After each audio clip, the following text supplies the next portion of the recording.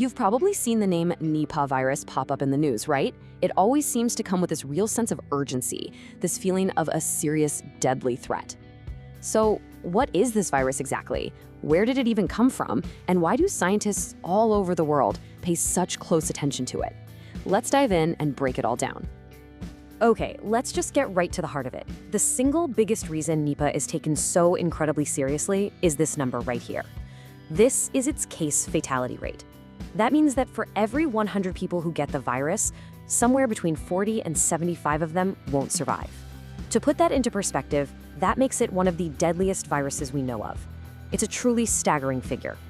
So what is this thing really? Well, there are two key ideas to get your head around. First, it's bat-borne, which just means its natural home, its reservoir, is inside of bats. And second, it's zoonotic, a fancy word that means it has the ability to jump from animals to people. You put those two things together and you have the perfect recipe for a virus that can cause sudden, really dangerous outbreaks. Now, to really understand Nipah, we have to rewind the clock and go back to its discovery. And trust me, this story unfolded less like a dry scientific paper and more like a real-life medical detective novel. It all started in Malaysia back in 1998. A really strange illness started showing up on pig farms. Doctors thought they knew what it was. They diagnosed it as Japanese encephalitis. But there was one huge problem with that theory. People who were already vaccinated against Japanese encephalitis were still getting sick. That was the big clue that they were dealing with something brand new. By 1999, scientists had isolated the real culprit and named it Nipah. But by then, it had already cost over 100 human lives and forced farmers to cull 1 million pigs, which was just devastating for the local economy. So we know what happened, but the much bigger question is how? How does a virus that lives pretty harmlessly inside a bat suddenly cause such a deadly outbreak in people? To figure that out, we have to trace the path of that spillover event. And the story always begins right here with these guys. Parapid fruit bats, especially species like the large flying fox. These bats are the natural hosts for the Nipah virus. The virus just hangs out in their bodies without making them sick at all. The trouble starts when the bats and our world begin to overlap. And right here, you can see the tragic chain of events unfold step by step.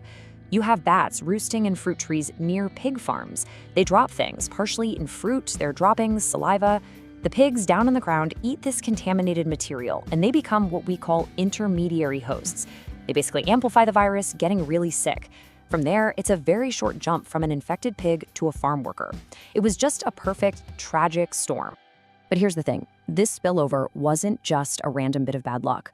The root causes are things that we are driving. Things like widespread deforestation and extreme climate events like droughts. They push bats out of their natural homes and into closer contact with our farms and towns.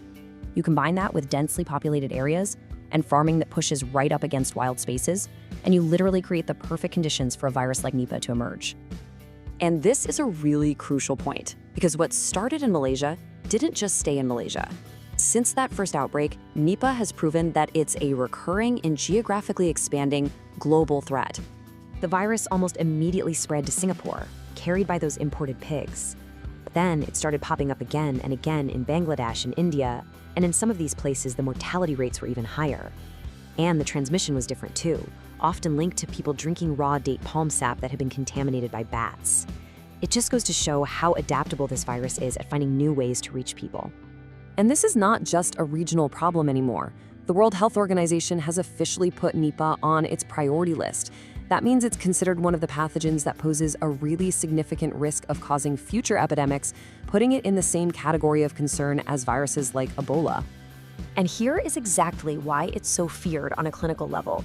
Once someone is infected, the symptoms can be just devastating.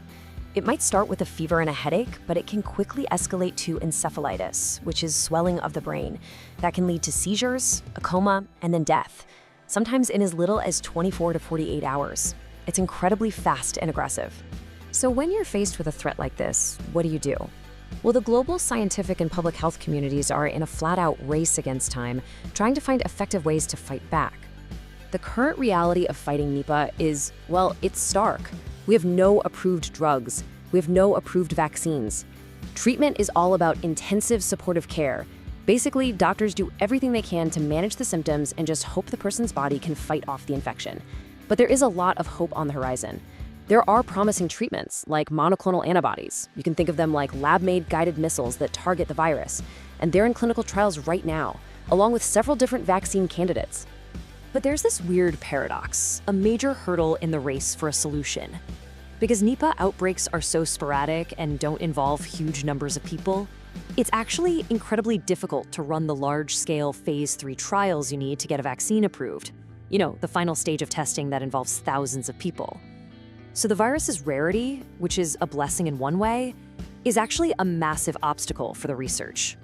And all of this brings us to the final and most important question.